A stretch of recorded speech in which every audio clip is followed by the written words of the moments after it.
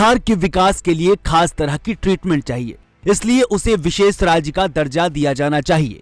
इस तरह की मांग एक बार फिर संसद में की गई, मगर सरकार की ओर से साफ इनकार कर दिया गया। ऑल पार्टी मीटिंग में जेडीयू सांसद संजय कुमार झा की ओर से कहा गया कि बिहार को विशेष राज्य का दर्जा दिया जाना चाहिए। उन्होंने कहा कि अगर विशेष राज्य का दर्जा नहीं दिया जा सकता तो स्पेशल पैकेज दिया जा सकता है। इसके अलावा बिहार के झंझारपुर से जेडीयू सांसद रामप्रीत मंडल ने वित्त मंत्रालय से सवाल किया कि क्या सरकार के पास बिहार को विशेष राज्य का दर्जा देने की कोई योजना है। इस पर वित्त राज्य मंत्री पंकज चौधरी ने लिखित जवाब में इससे इनकार कर दिया।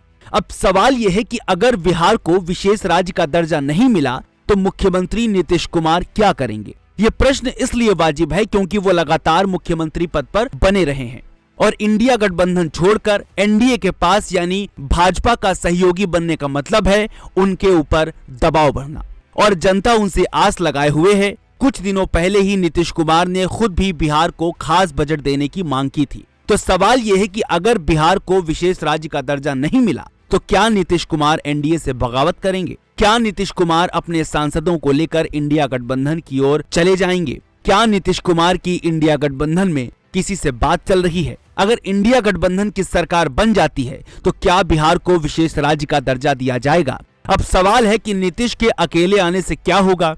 तो आपको बता दें कि आंध्र प्रदेश के लिए भी विशेष राज्य का दर्जा की मांग हो रही है और मुख्यमंत्री चंद्रबाबू नायडू नीतीश के अच्छे दोस्त भी माने जाते हैं। ऐसे में अगर दोनों के बीच सांठगांठ हो गई और दोनों की मांगे पूरी नहीं हुई तो फिर एनडीए का टूटना तय है। अब आगे बात करें उससे पहले ये जानते हैं कि बिहार विशेष राज्य की मांग कर क्यों रहा है।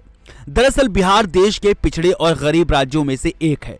2022-23 में बिहार में प्रति व्यक्ति जीडीपी 31,280 रुपए थी, जो देश में सबसे कम है। NFHS 5 के सर्वे के मुताबिक बिहार में गरीबी का स्तर सबसे ज्यादा है। यहाँ की 33% से ज्यादा आबादी गरीब है। पिछले साल बिहार के तत्कालीन ACS एस सिद्धार्थ ने मीडिया से बात करते हुए दावा किया था कि भूमिहीनों को जमीन और बेघरों को घर देने के लिए बड़ी रकम खर्च होगी। उन्होंने कहा था कि इतनी बड़ी रकम पाने के लिए बिहार को विशेष राज्य का दर्जा मिलना चाहिए। साल 1969 में 5वें वित्त आयोग ने कुछ राज्यों को स्पेशल कैटेगरी स्टेटस यानी SCS देने की सिफारिश की थी। हालांकि इसके लिए कुछ पैमाने बनाए गए थे। मसलन राज्य की पहाड़ी या दुर्गम भूभाग हो, जनजातीय आबादी ज्यादा हो या जनसंख्या घनत्व कम हो, अंतरराष्ट्रीय सीमाओं के साथ रणनीतिक जगह हो, आर्थिक और बुनियादी ढांचे के आधार पर पिछड़ा हो या फिर राज्य का फाइनेंस सिस्टम नुकसान की स्थिति में हो। इसी आधार पर 1969 में 3 राज्यों जम्मू कश्मीर, असम और नागालैंड को विशेष राज्य का दर्जा दिया गया था। इसके बाद से अब तक अरुणाचल प्रदेश, मणिपुर, मेघालय, मिजोरम, सिक्किम, त्रिपुरा, हिमाचल प्रदेश और उत्तराखंड को विशेष राज्य का दर्जा मिल चुका है। विशेष राज्य का दर्जा मिलने का सबसे बड़ा फायदा होता है कि इससे राज्य का आर्थिक बोझ कम हो जाता है। केंद्रीय योजनाओं के लिए केंद्र सरकार राज्य को 90% फंड देती है और राज्य को सिर्फ 10% खर्च करना पड़ता है, जबकि बाकी राज्यों के लिए केंद्र 60% फंड देती है और बाकी का 40% खर्च राज्य सरकार को उठाना पड़ता है। अब कुल जमा बात यह है कि अगर नीतीश कुमार की यह मांग पूरी नहीं हुई तो सवाल ये उठेंगे कि आप इंडिया गठबंधन छोड़कर भाजपा के साथ गए तो फायदा क्या हुआ। आप अब भी दबाव में जी रहे हैं, सिर्फ मुख्यमंत्री पद भोग रहे हैं, जबकि आपको बिहार की कोई चिंता नहीं रह गई है।